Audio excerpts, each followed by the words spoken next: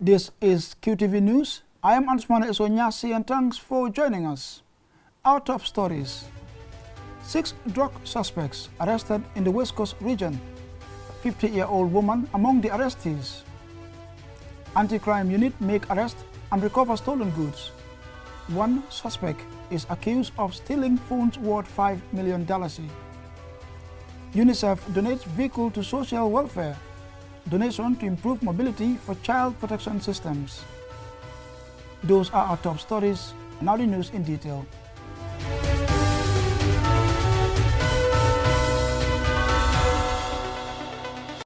Six suspects, including a 50-year-old woman, are under custody for alleged possession of suspected illegal drugs. The alleged suspects were arraigned at the Banjuluning police station. Alusise was there and he now reports. Personnel of the Drug Law Enforcement Agency said the 6 suspects were apprehended at diverse places within West Coast region during operations in the months of March and April this year. The arrestees are Ousseynou Jaju, a Senegalese national, Ibrahima Chati, Mohamed Ba, Adama Jiba, Suleiman Dembale, all Gambians. They were separately arrested with different quantity of suspected cannabis, totaling 178 bundles. Also under custody at the Banjuluning police station is one Bintu Jawara, who is believed to be in her 50s. Drug officers said the woman was arrested with 95 suspected tablets of clonopin, locally known as Rose. Common side effects of this drug includes agitation. The use and trafficking of these popular drugs is illegal in the Gambia. People found guilty could be jailed or fined heavily. However, cannabis business is perceived as one of the fastest money-making ventures by those involved in the trade. Maulud Fall, Anti-Drug Agency Commissioner West Coast Region, said the arrests were possible as a result of a well-planned operations. Security alone cannot do it. The security alone cannot do it. Through the help of the general public, then if we work together with them, definitely we will succeed at the end of the day to see the Gambia be free drug nation. What do you say to those that suggest most of these arrestees are sometimes, found giving money to your officers to be released? No, I don't have any idea on that, and I cannot also deny that fact. To say that arrest and they give us money and we release them, I have never seen it, and I cannot confirm that. However, the fight to end drug trafficking is far from over. Quite a number of suspects have been arrested in the past. Every now and then there is arrests being made. Where are those arrestees? Are they still going to court, or they are still under custody, or they have been released? Some of these people who were arrested, some of them are released on bail. Some of them are going on court. They are going to the court. We arrest, but we remember that these people have a right to a bail. These offenses are bailable offenses. If you are arrested, when we are done with our own, within the period of the 72 hours, we open bail. If you are able to make the requirement for a bail, you will be granted bail. Until any time we are ready to put you in the court, we will put you in the court. And then you go to the court. According to Commissioner Fall, the latest batch of suspects will appear in court soon. Usman Sediba, Public Relations Officer of the Drug Law Enforcement Agency, explains the mechanism put in place to address any form of bribery and corruption of drug officers. What do? We have a professional standard disciplinary committee that has been put in place.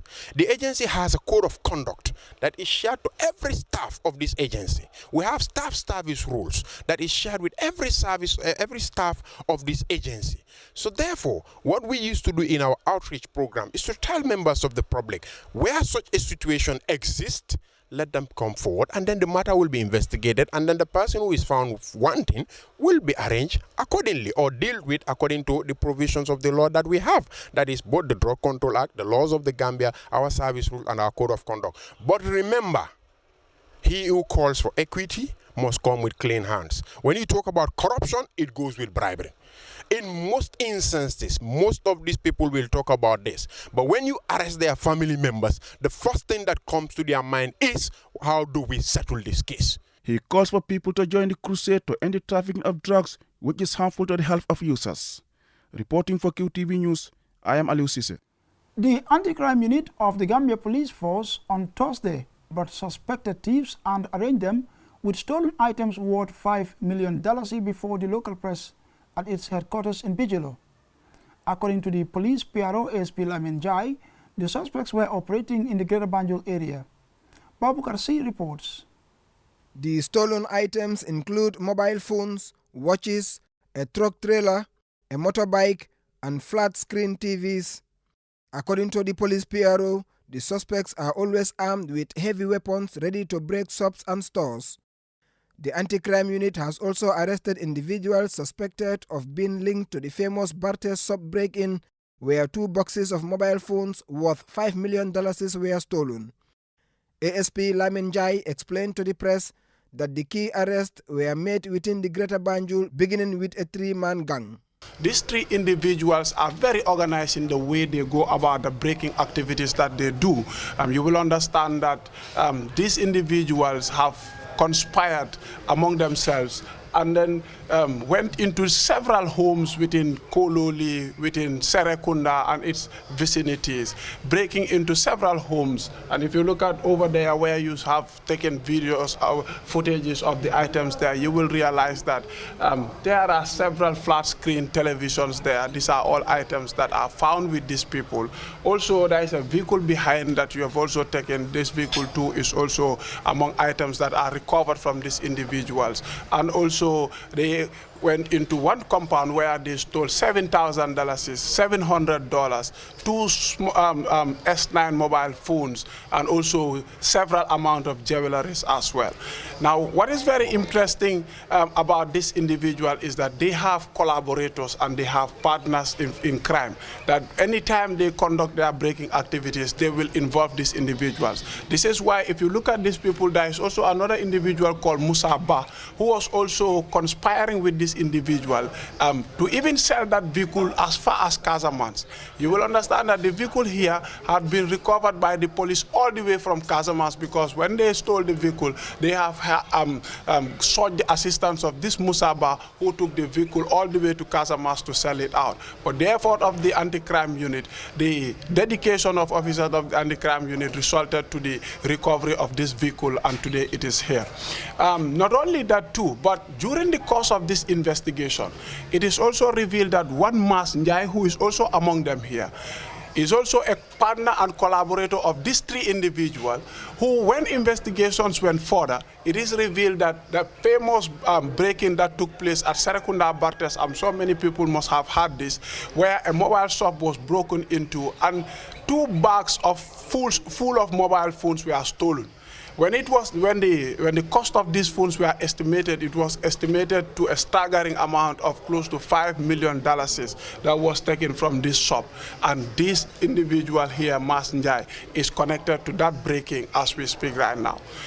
During the raids, the anti-crime unit also arrested minors aged 14, 15, and 16. It was said the boys put on masks to enter compounds around Latikunda, Ibo Town, and Talindin, while armed with knives and cutlasses. In fact, what is most interesting about these boys is that they use a facial mask while they are operating in their breaking activities. This facial mask is also with the police. I'm sure you must have taken the video of the facial mask. In fact, a highly placed complaint we had here, an individual came to lodge a complaint at the anti-crime unit here, citing that the people who broke into his house were wearing facial masks. And if you add one on one, you will realize that perhaps some of these boys that were involved in this breaking are the ones that we have here. Investigations are ongoing. And also, another very interesting matter is the fact that we have also rearrested another guy called Mamsid Njai, or commonly known as Yabel. Some time ago, we did another media update around Bakote, where we talked about motorcycles being stolen and bought. It is the same individual. Currently, he's standing multiple trial in the courts for multiple offenses of buying stolen properties. And as we said in the other media update, we've mentioned that this Mamsid Njai is a specialist in buying stolen properties. And again, he's been caught. If you look at the items over there, you will see very expensive wristwatches over there. These watches were, he was arrested with these watches because he was, and he is still specialized in the buying and resale of stolen properties. Police PRO Njai continued to call on the public to stop buying stolen materials from these boys, as if anyone caught will face the law. Babukar C, QTV News. The Ministry of Health, supported by UNICEF, on Friday handed over a vehicle and 7 motorbikes to the Department of Social Welfare. The donation forms part of efforts to improve mobility at the department. The event was presided over by the Minister of Women's Affairs, Children and Social Welfare and the UNICEF Country Director. Ajibintu Drame tells us more. In a bid to improve mobility at what is regarded as one of government's most critical departments, UNICEF, through the Ministry of Health, on Friday handed over a vehicle and 7 motorbikes to the Department of Social Welfare. The event at the Central Medical Drugstore's office in Kotu was presided over by the Minister of Women's Affairs, Children and Social Welfare, Honorable Fatou Kinte, and the UNICEF country's representative, Ms. Sandra Latouf. The UNICEF country representative said the Department of Social Welfare plays a critical role in safeguarding and improving the lives of the most vulnerable. She assured everyone present of her organization's unflinching support to the realization of government's National Development Plan. Close in UNICEF heart, because it's working around people who are the most vulnerable in the country, the women, the children, and the social welfare. So I'm really very pleased to be here today with you. This event, it's one milestone, it's not the only one. And numbers milestones should come because the vulnerability of the population here need much more partnerships to really reach the most vulnerable. For her part, the Minister of Women's Affairs, Children and Social Welfare, Fatou Kinte, praised the gesture, adding that government has, over the years, received support from the UNICEF in various sectors. She emphasized the importance government attaches to the work of the Department of Social Welfare, saying the gesture will help strengthen the unit's child protection system. I'm not surprised that this is happening today, because UNICEF, as you all know, is a traditional partner to the government of the Gambia, to the Ministry of Women's, Children and Social Welfare, and also to the Department of Social Welfare. One of UNICEF's mandates is to protect children in any country that they work. And we are only very much aware of the support UNICEF is giving to the government of the Gambia in protecting and supporting the children of the Gambia. These vehicle and motor bicycles that are being presented today will go a very long way in filling the gap where there's lack of mobility, in teaching out to the communities to make sure that the work of social welfare is done well and also effectively. Other speakers included Jibril Jajo of the Ministry of Health and the Director of Social Welfare. Ajibintu Drame, QTV News. Physical education teaching in the Gambia has many challenges, including shortage of capacity, human and material resources. To address these problems, the Physical Education Teachers Association organized a 5-day seminar on athletics and football. Mamoudou Gajega has more details. For any country to excel in sports, the teaching of various sports at school should be strong. In the Gambia, this aspect of teaching needs enhancing, especially the practical teaching, which is poor. The training will mainly focus on athletics and football. It's been said that the system don't have PE teachers because we have PE as a lesson in your timetables at school, but people are complaining, especially PE teachers, professional PE teachers, that whenever it is time for physical education, most of the teachers, that's the time you start reading your novels. You don't have time for the children. What you do is just throw the ball to the children and then go and sit under a tree and start reading your books. That is a thing of the past. Aliu Cham, a physical education teacher and instructor, says the training will address some of the capacity gaps in the teaching of physical education. He also made a stark assessment of the physical education syllabus in the country. With the initiative of this program, is going to help us as PE teachers to understand most of the rules and techniques and to assist us transfer these techniques to our students. This is key. And we know during competitions we have a lot of complaints, as you know, but that is in the field, and this is the practical part of it that we have to improve upon. Both teachers and students, the Ministry of Basic and Secondary Education, the Ministry of Youth and Sports, I applaud to you that all the teachers you're talking about, 1,000 plus, we need advanced training. And the advanced training is not only for Leipzig.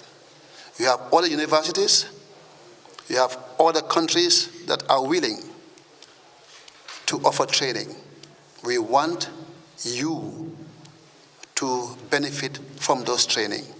And I think Ministry of Basic and Secondary Education and the Ministry of Youth and Sports will look into that very seriously.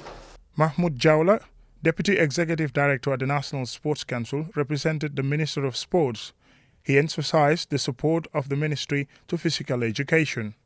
You will, agree with me that the Ministry of Youth and Sports definitely attaches great importance to physical education, particularly in the grassroots. And in dealing with the grassroots, you must go through the teachers who are dealing with our young people in the schools. Mariama Faye, a physical education teacher at Model Senior Secondary School, says there is no training that is effective without material resources. I've been teaching for almost 3 to 4 years now, but to get materials is always my problem. And there are certain materials you cannot improvise them. You need the materials in order to teach the students. So we always struggle to get materials. And then we really need help, especially from the heads, like the principals and then others. Gambians need to help us. Mamudu Gajaga, QTV News. Meanwhile, Standard Chartered Bank, in collaboration with the Chinese government, conducted a Belt and Road race on Thursday. The event included the participation of 8 international athletes from different countries in a run aimed at improving awareness of the reasons behind the Belt and Road Initiative. Ajibintu Drame tells us more. The Belt and Road Initiative is a China-led strategy to strengthen global trade links and development across the world. This is the first time the road race, a relay across 44 countries, has come to the Gambia. There are 44 countries where the presence of Standard Chartered and the Belt and Road Initiative coincide. As such, the road relay is taking place across those 44 countries, and the Gambia is 35th on the list of the 44. The race itself sees 60 locally based athletes competing against 8 international athletes. The international athletes are doing a relay which will take them to the 44 countries, in which of the 44 countries the local based athletes run alongside the international ones but only in their own country. The 8 international athletes include 1 each from Singapore, England, Uganda, Hong Kong, USA. The relay is from Traffic Light Keraba to Banjul, the capital, at the Independence Drive. The relay race was preceded by a press conference. Olukorede Adenowo, CEO, Standard Chartered Bank, says the initiative is to improve and enhance connectivity and trade. In terms of infrastructure, this includes airports, roads, bridges, among many others. He added that for the project to be put into reality, costs an estimated in $1 billion every year. Standard Chartered Bank covers 44 of the Belt and Road Initiative, he said. He said the largest overlapping footprint of all banks in the world. We are present in about 70 countries in the world, where they're covering only 44, and the Gambia is one of those 44, and Gambia is the 35th country where they are running. So they will run in 44 countries. They were in Sierra Leone 2 days ago. When they leave here, they're going to Nigeria. After Nigeria, they're going to Turkey. And so they cover that 44 country footprint. Herman Kambugu, one of the international athletes, said he is excited to participate in the relay, adding that he has a passion for running and traveling to gather more experience. Herman states that it is also an opportunity to know more and talk about Standard Chartered Bank. The opportunity to run and experience various terrains, weather conditions was mind-blowing. I love to travel, so my two top hobbies are running and traveling. To bring it home, while in Sierra Leone, I went out for a 42-kilometer run. Serena Leong, another of the international athletes, says taking part in this relay is an opportunity of a lifetime. Serena also says it is a challenge she readily wishes to face. She also adds that she would like to experience and explore the local markets within the region. So when we're in Gambia, the smiling coast of Africa, and we've had a chance to tour around and go to Sarakunda market and greet the locals. And I think it is important to bring that energy and also the stories that we see and witness back to our country. And also this is beyond what the bank does. It's also to tell the world what amazing places that's out there that we're not familiar with and we should get going. Ajibintu Dwame, QTV News. And before we end this bulletin, here's a recap of our main stories. 6 suspects, including a 50-year-old woman, are under custody for alleged possession of suspected illegal drugs. The alleged suspects were arraigned at the Banjul police station.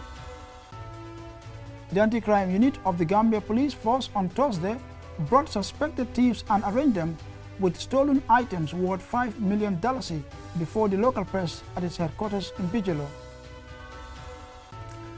And the Ministry of Health, supported by UNICEF, on Friday handed over a vehicle and 7 motorbikes to the Department of Social Welfare.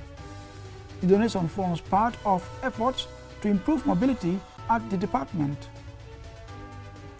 And that's it for this edition of the news. Stay tuned and enjoy the rest of our programs. Until then, thank you for watching.